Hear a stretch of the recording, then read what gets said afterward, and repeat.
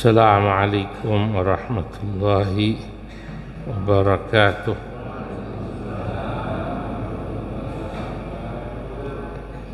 Alhamdulillahi rabbil alamin. Wa sallallahu wa sallama ala sayyidina Muhammadin wa ala alihi wa ashabihi al-ghurril mayamin wa man tabi'ahum bi ihsan wa man sara ala nahjihim min ayyamin madiyah ila yaumiddin, amma ba'du.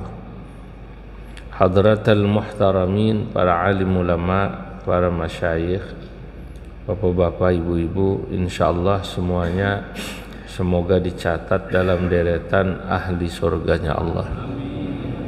Pagi yang mubarak ini alhamdulillah kita dapat berkumpul untuk ta'lim rutin seperti biasa di hari Sabtu ba'da subuh, dan Sabtu ini saya mendapat giliran untuk memulai pengajian kitab hikam. Bismillahirrahmanirrahim.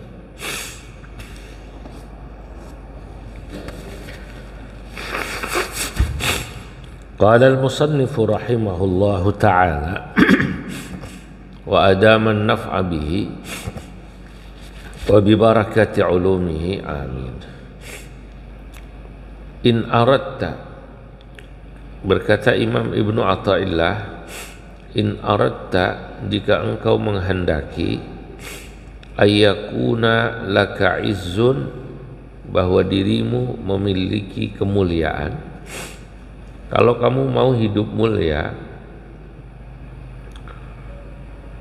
tapi kemuliaan itu la yafna, dia tidak habis, kemuliaan yang langgeng.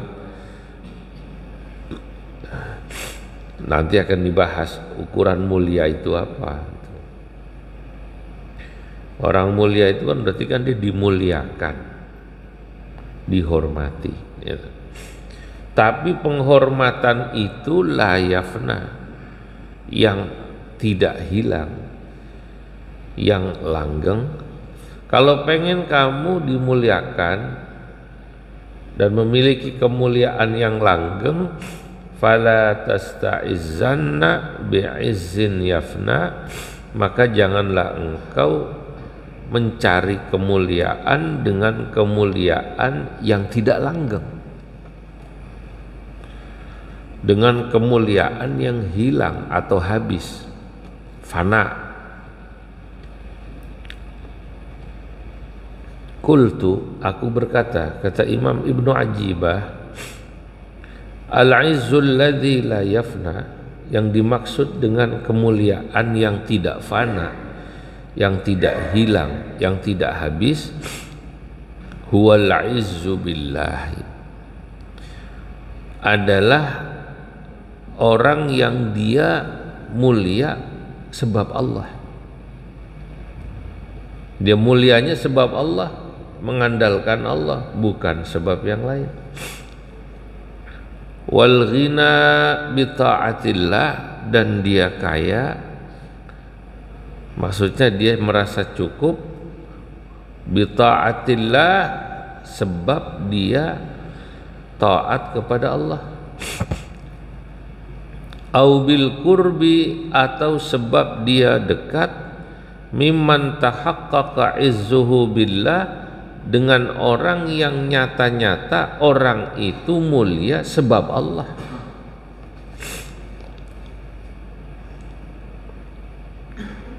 Saudara-saudara, ini dalam sekali. Orang hidup itu kadang-kadang ngejar kemuliaan, tapi kemuliaannya bukan kemuliaan yang langgeng. Salah dia, check innya salah. Kalau zaman sekarang apa namanya, lu check innya salah, pengen mulia cara begitu, gitu. Mulia yang benar itu check innya sebab Allah, maka insya Allah kamu nanti kemuliaannya langgeng gitu. Dan juga mulianya itu sebab taat kepada Allah atau sebab dekat dengan orang yang dia mulianya karena Allah. Misalnya ada orang soleh. Orang soleh itu memang mulianya sebab Allah. Kita mendekat ikut mulia. Ada orang kelihatannya mulia tapi bukan sebab Allah, sebab mengandalkan jabatan. Nah, ini yang paling banyak zaman sekarang. Orang mendekat sama orang yang punya jabatan, orang mendekat sama orang yang kaya. Ada yang begitu ada. Orangnya datang nggak orang ini? Kata orang Jawa, wonge teko, wonge teko. Nah, kata orang Jawa gitu. Emang begitu emang. Emang orang hidup berpikir, mumpung saudara saya kaya, mumpung saudara saya jadi pejabat, wayahnya dideketi. Kapan lagi? Kan begitu kan? Nah, iya. Ya Rabbi. Ya Allah, ya Rasulullah. Saya latihannya berat, Pak. Ini saya mau cerita tapi rahasia, jangan ngomong-ngomong ya. Latihannya berat ini. Kata orang saya bodoh gitu. Sekarang saya buka ceritanya. Kenal Ki Ma'ruf Amin ya? Kenal ya? Tahu kan? Itu kakaknya ibu saya, Pak. Kakaknya ibu saya itu kan berarti bahasa Arabnya Al-Pakde. Kata orang Kulon, kamu saya uak. Saya nemenin beliau lama gitu. Dari mulai di MUI, Raisam. Pada saat jadi ulama, dalam arti posisinya jadi ulama, saya menemani. Begitu beliau jadi wapres 5 tahun, saya nggak pernah datang. Ya, nggak pernah datang. Kecuali ketemu dan untuk sesuatu yang memang artinya bukan nggak pernah ketemu gitu, ketemu tapi maksudnya nggak pernah datang itu secara khusus mendekat seperti dulu. Nggak pernah. Saya bilang pada orang-orang dekatnya, esprinya, nanti kalau uak saya selesai jadi wapres, saya orang yang awal-awal datang. Iya. Kenapa? Saya ngamalin ini berat itu. Kata orang-orang bodoh banget. Proyek di sono banyak gitu. Kan begitu kan? Enggak. Saya datang karena waktu beliau jadi wapres minta ke atas sambutan buat kitab saya yang dicetak Kang Takwa. Itu juga karena diminta sama orang dekatnya, datanglah, nggak enak. Oh ya udah saya datang. Cuma minta kata sambut, bukan minta proyek, bukan. Nah, sekarang saya datang terus. Sekarang udah datang biasa. Waktu saya datang sama beliau, saya bercanda sama beliau. Wah, minta maaf, saya 5 tahun nggak pernah datang. Saya lagi dalail. Dalail itu kalau di pondok itu sebutan buat orang yang lakon-lakon tirakat puasa. Ada yang 3 tahun, ada yang 5 tahun. Nah, saya bilang saya dalail 5 tahun. Lu puasa, kata Wak saya. Dalail. Iya puasa, tapi bukan puasa nggak makan, Wak. Terus puasa nggak deket sama Waknya yang punya jabatan. Ketawa kayak apa? Wak saya ketawa gimana? Ya orang nganggap yang namanya puasa itu cuma puasa nggak makan. Yang namanya puasa itu menahan diri kan, nahan diri. Ya Allah, ya ini apa namanya, satu hal yang saya pelajari berat.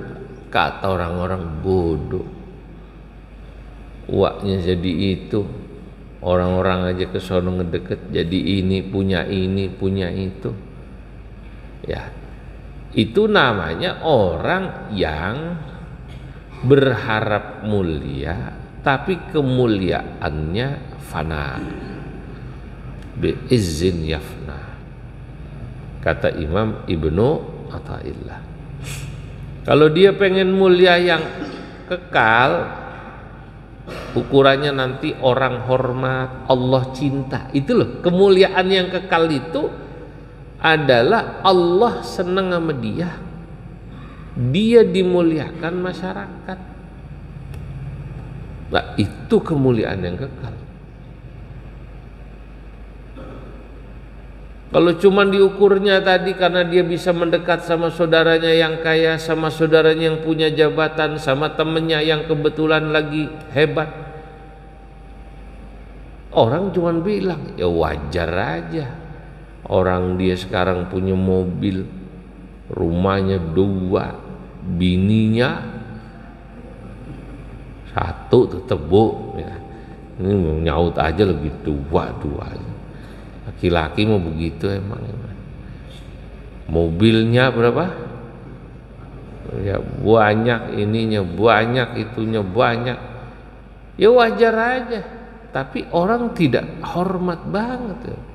Karena dianggapnya biasa. Karena apa? Tadi dia mencari kemuliaan yang tidak langgeng. Makanya tadi idza aratta atau in aratta ayyakuna laka izzun la yafna fala tasta'izzanna bi'izzin yafna. Apabila engkau ingin memiliki kemuliaan yang tidak punah, maka janganlah kau cari kemuliaan yang punah. Kira-kira gitu. Ya Allah, diingat-ingat ini. Kalau kau menginginkan kemuliaan yang tidak punah, maka janganlah kau mencoba menjadi mulia dengan kemuliaan yang punah. Apa kemuliaan yang tidak punah? Kemuliaan yang tidak punah, kata Imam Ibnu Ajibah, adalah kemuliaan yang cara mulianya sebab dia mendekat kepada Allah. Dengan cara taat kepada Allah, dia sendiri ibadahnya bagusin. Terus dengan makhluk, kalau dengan makhluk boleh, sebab dia dekat dengan orang yang dekat dengan Allah. Begitu, dia mendekat dengan orang yang memang orang itu mulianya sebab dekat dengan Allah, bi ta'zimihi wa ijlalihi, sebab dia ta'zim kepada Allah dan kemudian mengerjakan wa husnil adabi minhu, dan dia menjalankan adab ya dari Allah. Ya, saudara-saudara,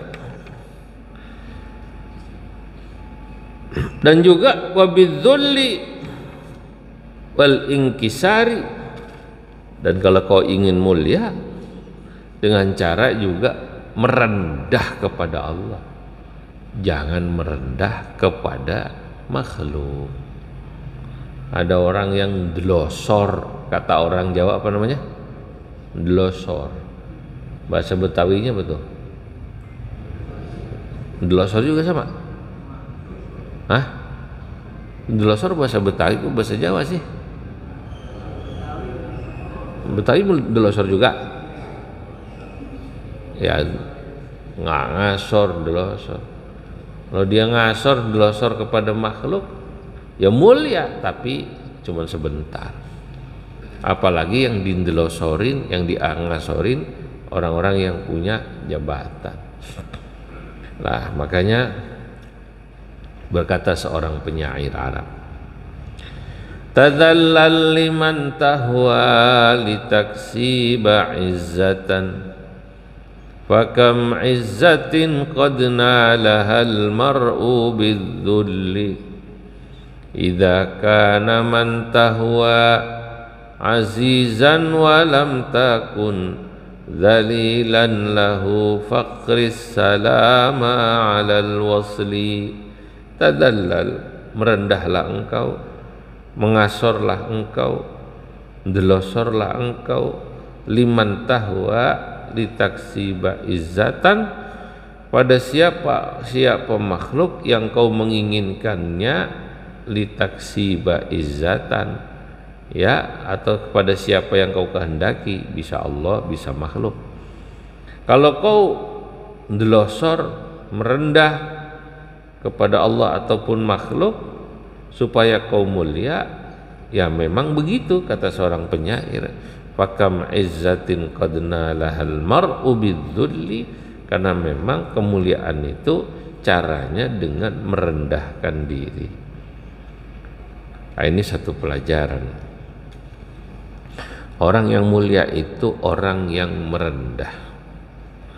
Kalau orang itu ngerasa dirinya tinggi, malah susah mulia. Ya, orang yang merendah. Ada orang pengennya dihormati terus, malah orang gak ngormatin lah.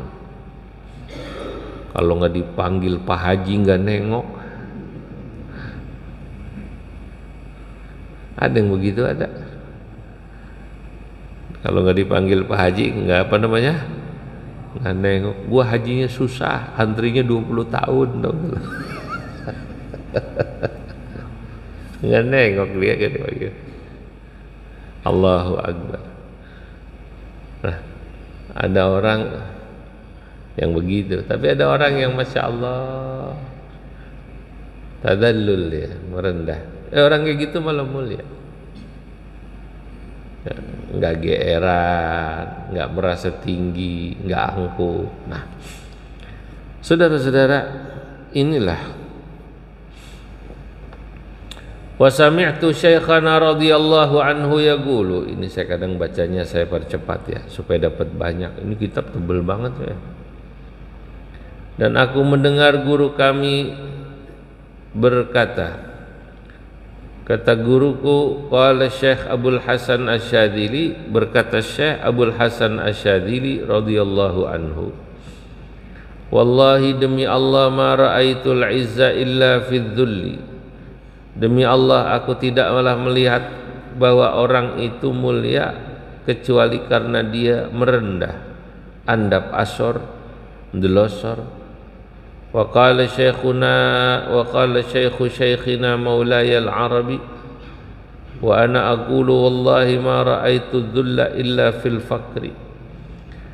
Kata Asy-Syaikh maulaya al-arabi, demi Allah aku melihat orang paling gampang merendah illa fil faqri, kecuali kalau dia miskin. Waduh, ini orang itu kalau dalam kondisi fakir, maksud saya bukan miskin, fakir. Kalau dia merasa butuh terus bisa merendah.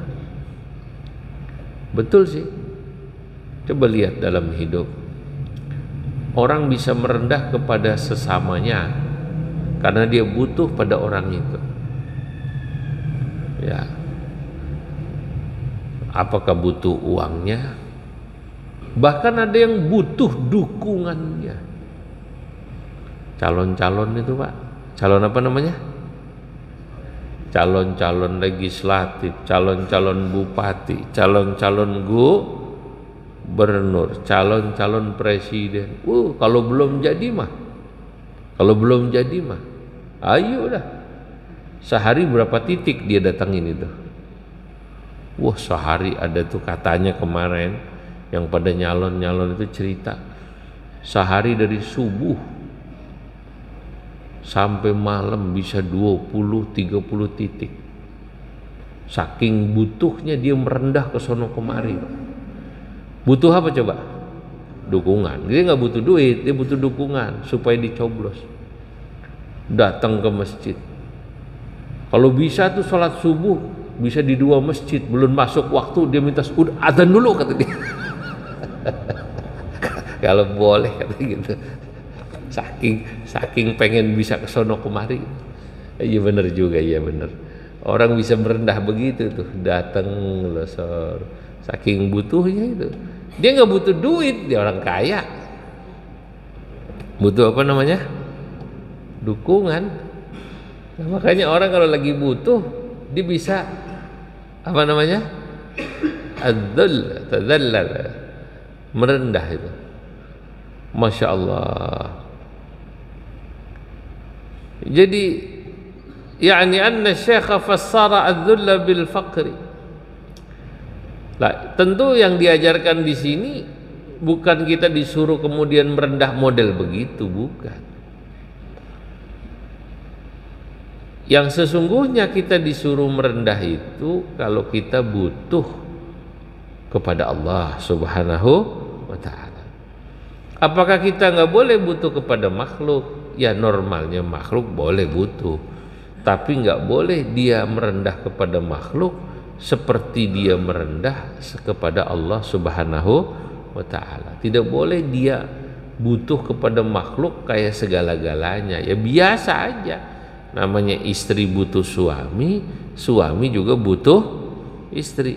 Tapi kebutuhan, kefakiran seseorang, suami istri, anak bapak, teman dan lain sebagainya tidak boleh melebihi butuhnya dirinya kepada Allah Subhanahu wa ta'ala. Itu Pak.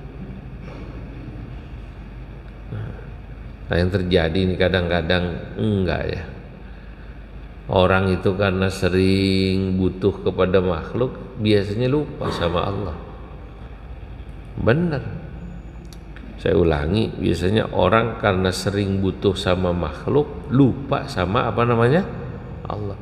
Apalagi makhluk yang dia butuhkan sering ngasih. Ya udah. Dia merasa cukup sama ini. Enggak perlu ke sono. Cukup sama ini, enggak perlu ke sono. Hadirin. Padahal nanti pada nasihat berikutnya Imam Ibnu Athaillah mengatakan al-ata'u minal khalqi hirmanun. Kalau kita sering dikasih sama makhluk, itu sebenarnya pemberian makhluk itu merupakan sabab kita dihalangi mendapatkan sesuatu yang lebih hebat. Saya ulangi nih. Kita kalau sering dikasih makhluk hirmanun, itu sesungguhnya kita sedang dihalangi mendapatkan sesuatu yang lebih baik. Jadi orang jangan senang tuh kalau terus dikasih makhluk, karena dia butuh sama makhluk itu sering ngasih sama dia. Sebenarnya dia sedang ditutup, dihalangi, hirman, dihalangi mendapatkan sesuatu yang lebih baik. Wal man'u minallahi ihsanun, kata Imam Ibnu Athaillah, sebaliknya orang yang dihalangi Allah mendapatkan sesuatu sebenarnya itu adalah kebaikan dari Allah seringkali. Cuman makhluk nggak paham. Contoh gini Pak, kita nih butuh sama makhluk.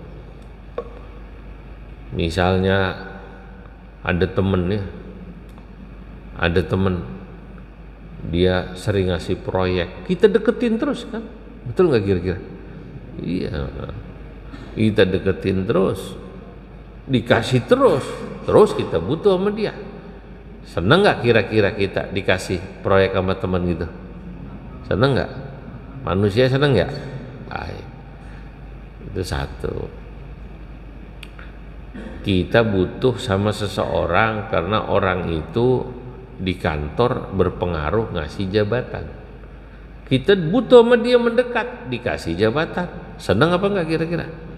Senang. Manusiawi nggak itu kira-kira? Manusiawi ya? Manusiawi. Nah, dan ketika kita terus mendapatkan dari tadi orang-orang yang memberi pada kita itu, kemudian kita hidup enak, nyaman, duit banyak, segala ada. Saya mau tanya, orang normalnya kalau hidup gitu seneng nggak? Mau mana-mana naik mobil ada, ongkosnya ada, pengen makan, duitnya apa namanya? ada. Pengen jalan-jalan, ada.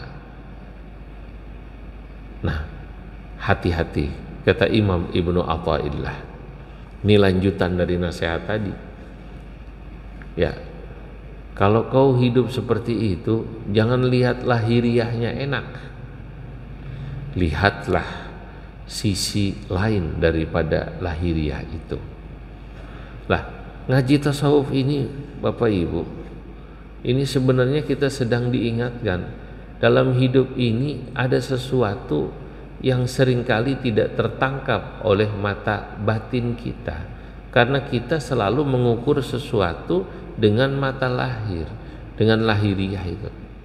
Hidup enak, dikasih jabatan, dikasih itu. Hati-hati. Kata Imam Ibnu Athaillah, kalau kau sering dikasih, sebenarnya kau sedang dihalangi. Qala Ibnu Ajibah, berkata Imam Ibnu Ajibah, wa innama kanal man'u wa innama kanal ata'u minal khalqi hirmanun li thalathati aujuh, katanya. Adapun kenapa kau kalau sering dikasih makhluk itu sebenarnya kau sedang dihalangi, itu setidaknya ada 3 alasan. Yang pertama, orang kalau sering dikasih atau mendapatkan sesuatu lalu hidupnya enak.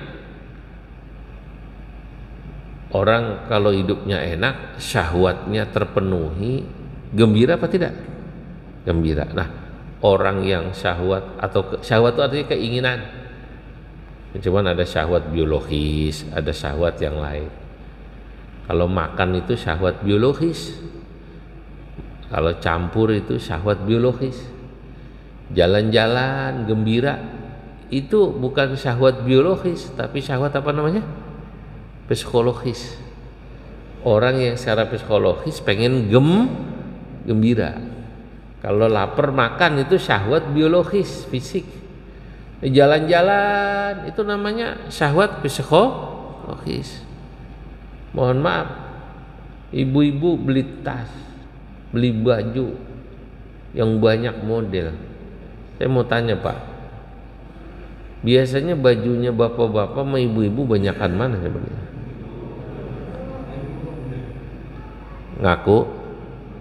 Ngaku Bu? Iya. Tasnya banyakan mana tasnya? Iya. Ibu-ibu mah katanya tas buat kondangan lain, betul ya? Buat ngaji lain, betul. Selamatan? Lain. Kalau selamatan gedean dikit ya. Buat naruh apa biasanya? Besek. Itu yang namanya, mohon maaf, tasnya banyak, bajunya banyak, dandannya lama. Itu bukan syahwat biologis, tapi syahwat apa namanya? Psikologis. Ya, namanya mar'ah, perempuan. Satu akar kata dengan mir'ah. Mir'ah itu kaca. Makanya perempuan, cermin mir'ah itu. Makanya perempuan itu senang di depan apa namanya? Cermin. Kalau perempuan senang ngaca, ya emang perempuan berarti lo, bini lo. Kalau bini lo nggak pernah ngaca ya aneh. Ya. Kalau laki-laki itu bahasa Arabnya rojulun. Satu akar kata sama rijlun. Rijlun artinya apa? Kaki. Artinya laki-laki seneng ngayap. Tahu ngayap? Karena punya apa namanya? Kaki. Kalau perempuan suka ngaca, kalau laki-laki suka ngayap.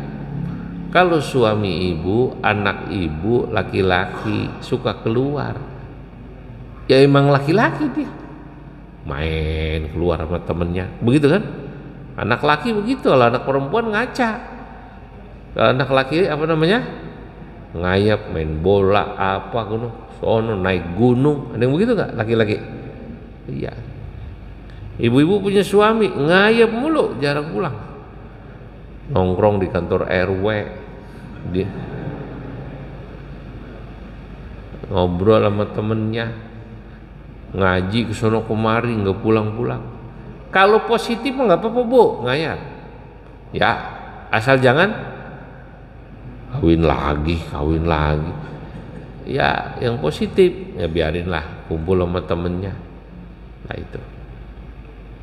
itu namanya syahwat psikologis. Orang dapat jabatan itu syahwat psikologis, dimuliakan orang. Saudara-saudara,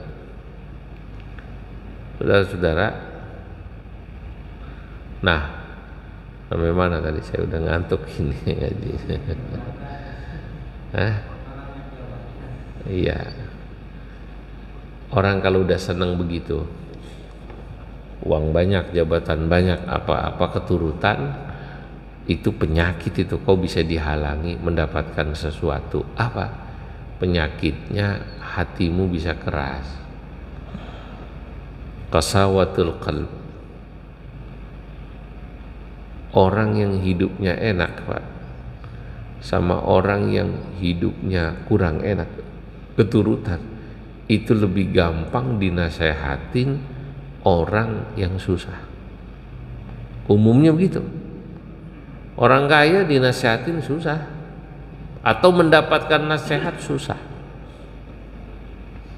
Allahu Akbar. Saya sedih aja. Kemarin saya khutbah Jumat ya, di sebuah kantor bank pemerintah, asetnya terbesar. Itu saya lihat bos-bosnya. Saya khutbah itu megangin HP, jawabin WA.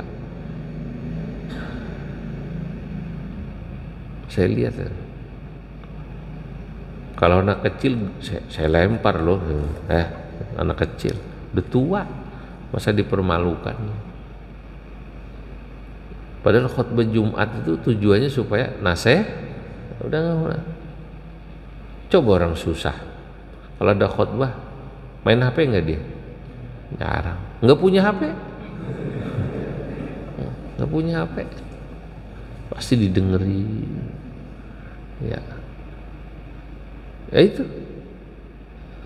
itu contoh sederhana. Orang kalau kaya gitu, nasihat orang kurang masuk Pak. Ya umumnya, tapi ada juga orang kaya yang baik. Ini maksud saya rata. Orang susah umumnya lebih mudah menerima nasihat. Ada juga udah susah nerima nasihat. Emang udah namanya susah kuadrat itu. Iya. Ya, susah ini orang. Ya. Saudara-saudara, itu pertama. Kedua, Imam Ibnu Ajibah mengatakan bahwa kalau kita sering dikasih makhluk itu, kita ini sedang dihalangi mendapatkan yang lebih besar.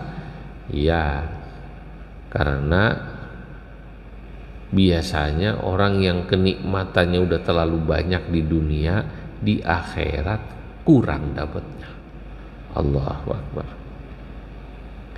Liqaulihi ta'ala, karena Allah berfirman, adhabtum tayyibatikum fi hayatikumud dunya wastamta'tum biha. Kau sudah mengambil banyak jatah kenikmatan di dunia. Allahu Akbar. Saya kalau baca ayat ini saya nangis Pak. Ya Allah, ulama-ulama kalau yang tahu artinya, bapak-bapak asal tahu artinya ayat ini sedih. Berarti orang itu kalau dia hidupnya di dunia susah, itu artinya kenikmatannya lagi disimpan, entar mau dikasih banyak di akhirat gitu. Panalim. Ya. Bahagia nih yang susah-susah dengerin ayat ini. Orang yang hidupnya di dunia susah itu sebenarnya kenikmatannya lagi nanti dikasih banyak di mana? Di akhirat. Orang yang kaya-kaya, yang enak-enak, Pak Taufik, ya, biasanya kenikmatannya di akhirat dikurangi karena udah ngambil banyak di dunia. Masya Allah.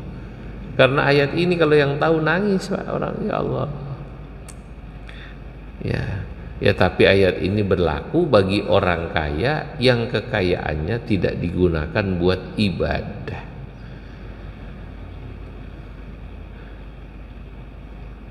Paham apa tidak?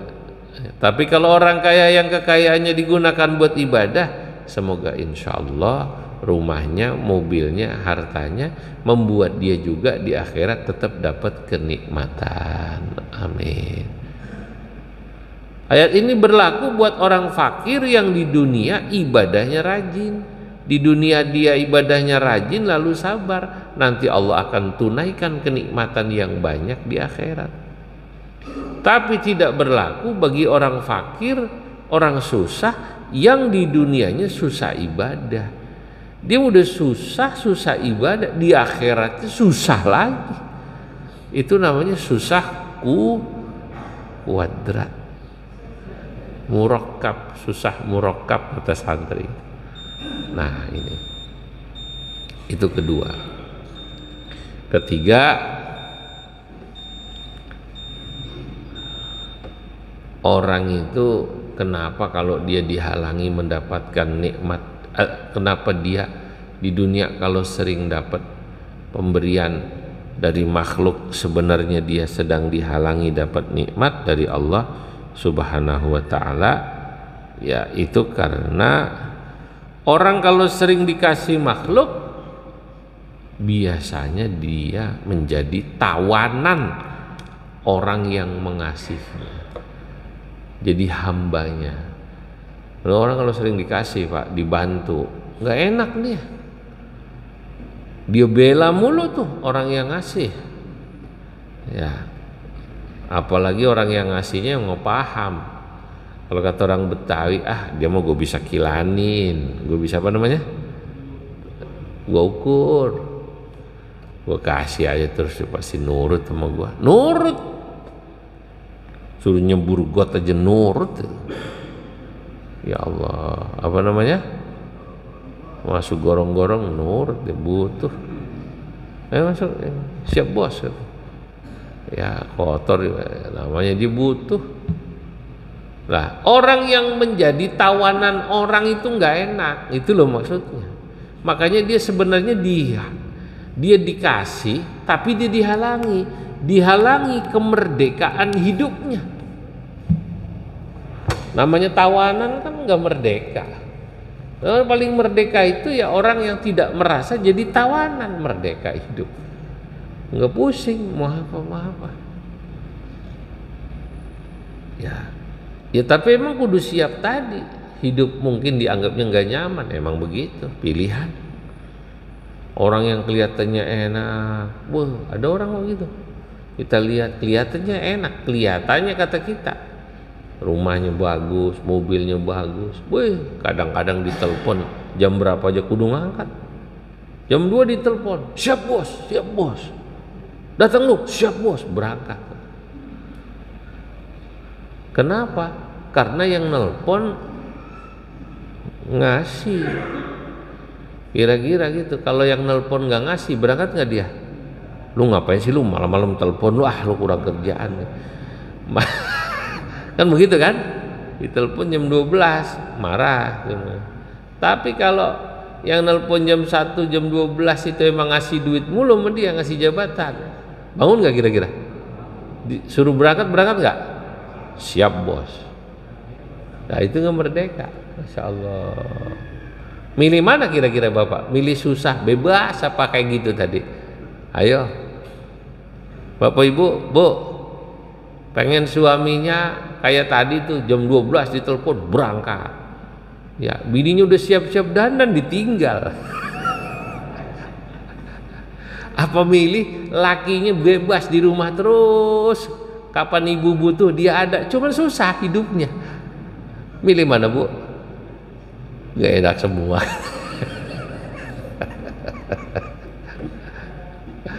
Allah, itu hidup kira-kira gitulah ya.